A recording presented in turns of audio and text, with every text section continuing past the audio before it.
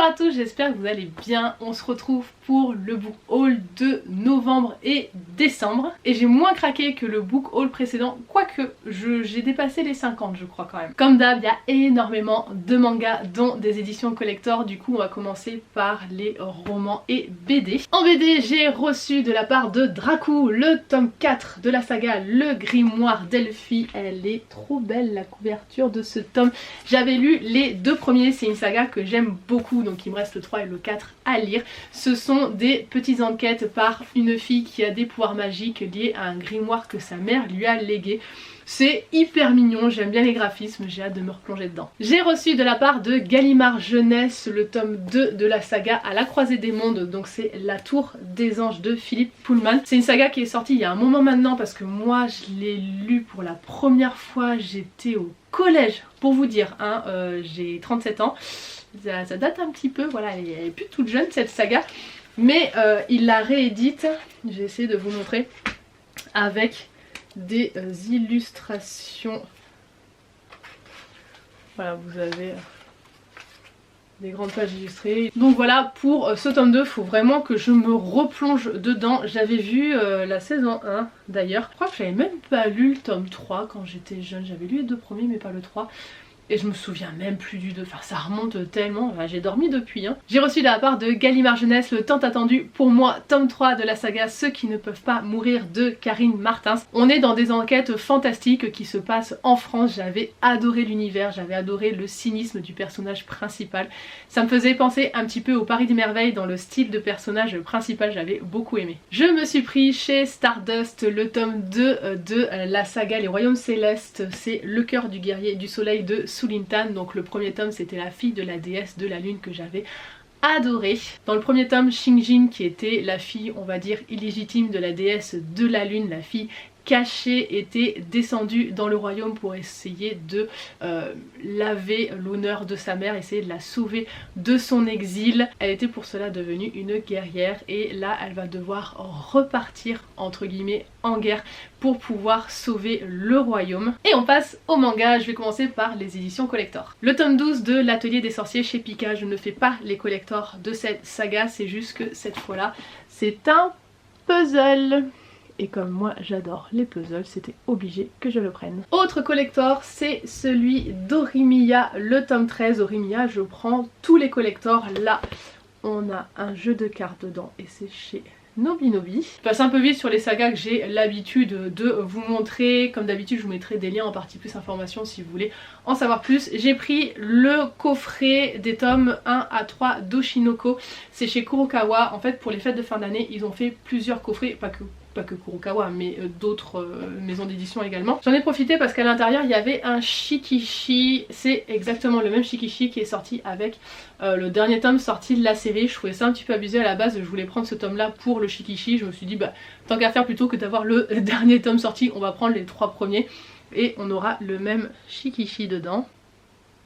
Oshinoko, je pense que vous connaissez, ça va parler des idoles, j'ai lu que le premier et j'ai bien adhéré. Il faudrait vraiment que je mate l'animé pour avoir en plus les musiques, parce qu'on m'a dit que vraiment, vu que ce sont des idoles, il faut avoir aussi tout ce côté musical. Le tome 3 de Kamisama School chez Kiyun, je l'ai pas lu encore, non je l'ai pas encore lu. Chez Meian, j'ai les 3 tomes sortis à l'heure actuelle de Tear Moon Empire Story. J'aime beaucoup cet isekai, le tome 3 c'est d'ailleurs ma lecture en cours. On est sur une nana qui est une princesse, l'héritière d'un royaume. Il y a une révolution, elle se fait décapiter et elle avait en fait tout écrit dans son journal intime, sauf que le jour où elle se fait décapiter, elle a son journal intime avec elle. Et elle est réincarnée en elle-même, mais quelques années auparavant elle a gardé son journal intime et son but ça va être de tout faire pour pas se faire décapiter. Donc en gros ne pas reproduire les erreurs du passé, mais c'est même pas par bonté de cœur, c'est juste pour pas perdre la tête. De la part de Doki Doki, j'ai reçu le tome 4 de la saga Le Prince Alchimiste et le tome 23 de The Rising of the Shield Hero.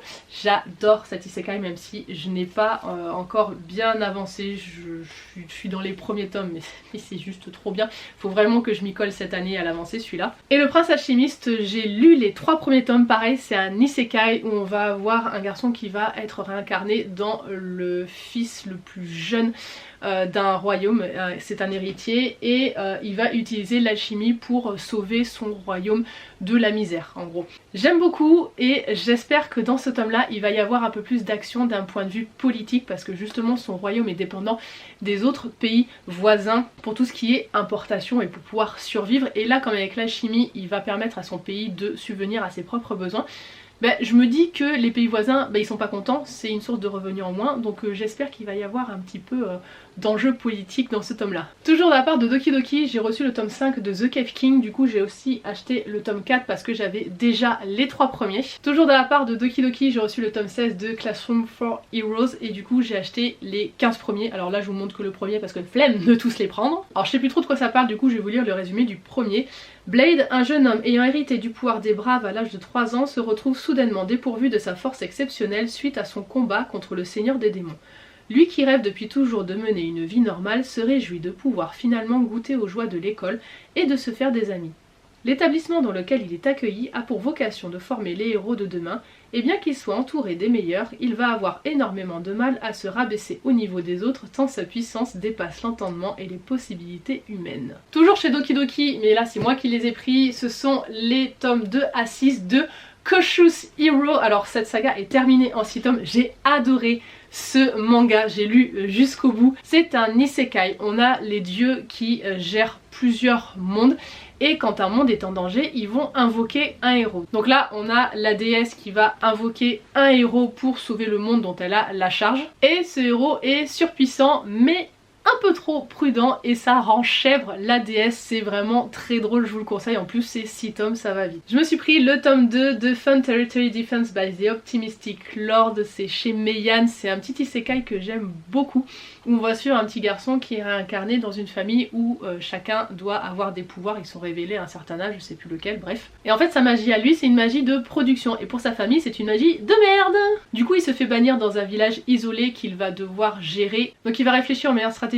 pour défendre le village contre les assaillants, construire des maisons, améliorer la production, faire du commerce, etc. Donc en gros sa magie de production va aider à redorer le village et faire en sorte qu'il s'en sorte. Je continue Reine d'Égypte chez Kiyun avec le tome 8, il me manque le 6, le 7 et le 9 je crois, mais j'ai pris le tome 8 parce que quand je suis passée chez Cultura il était en très bon état et en fait ce sont les couvertures Kiyun qui s'abîment très facilement. Pour l'instant j'ai pas trouvé les autres tomes en bon état dans le commerce, donc il faudra certainement que je les commande sur internet, mais voilà, cette série je l'adore, c'est une série historique sur la reine Hatshepsut. Ça raconte l'histoire de la première pharaon femme, je vous le conseille parce qu'il est vraiment très bien, mais il faut aimer le côté historique et surtout égyptien. Même si c'est romancé, il y a beaucoup de choses qu'on ignore sur cette pharaon, mais c'est vraiment intéressant, on apprend pas mal de trucs sur l'Égypte. À Noël j'ai eu 3 mangas, 3 tomes 1 de saga, donc voilà 3 nouvelles sagas qui rentrent dans la mangatech comme si j'en avais pas assez.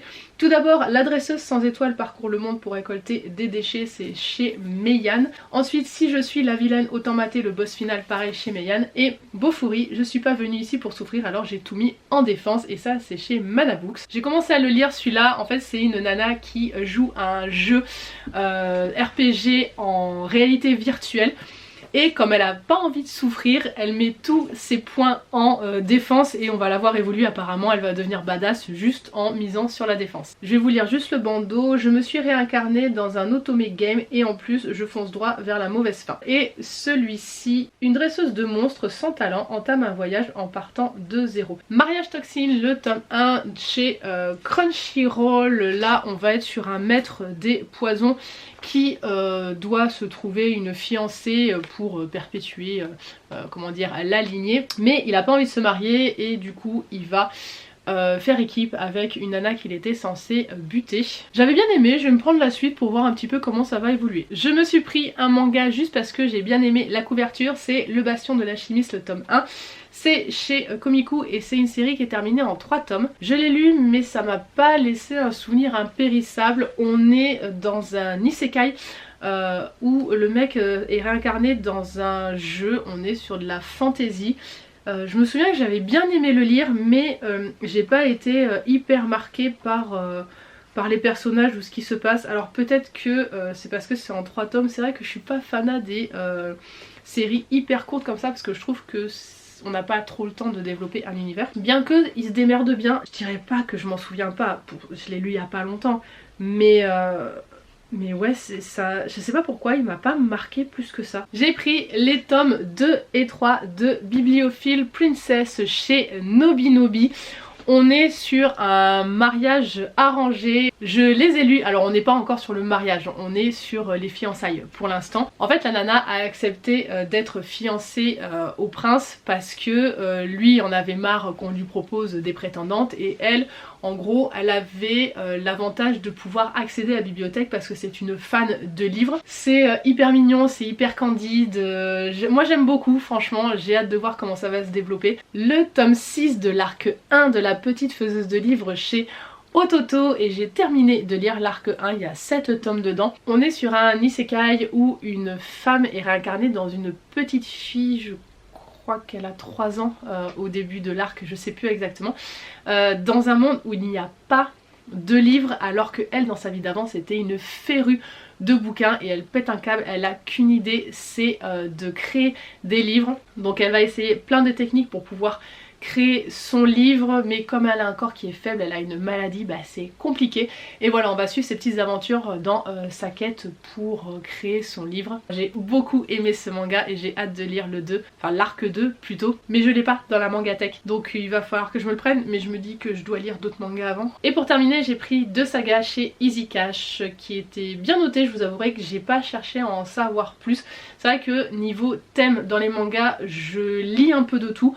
Donc je regarde pas plus que ça, si je vois que c'est bien noté je me dis allez fonce. C'est peut-être une erreur vous allez me dire mais ça me permet de découvrir pas mal de choses et pas rester cloîtré dans un univers. C'est comme ça que j'ai découvert les shoujo. J'ai pris tout d'abord les 4 premiers tomes de Noble New World Adventure chez Komiku et Arifureta de Zero à Hero chez Delcourt Tonka. Je vais vous montrer les premiers tomes de chacun.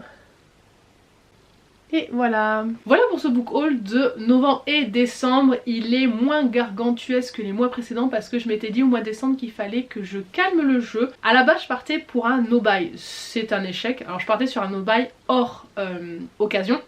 Parce que c'est vrai que quand je tombe sur des occasions, je saute dessus, je me dis ça se représentera peut-être pas ou dans longtemps, enfin bref. Mais j'ai pas respecté mon no-buy, voilà. Mais je n'ai pas abusé non plus. Faut le noter. J'espère que cette vidéo vous a plu, n'hésitez pas à vous abonner, à liker et à commenter pour me dire quels sont les derniers livres que vous avez achetés. Je vous dis à la prochaine pour une autre vidéo, bye bye.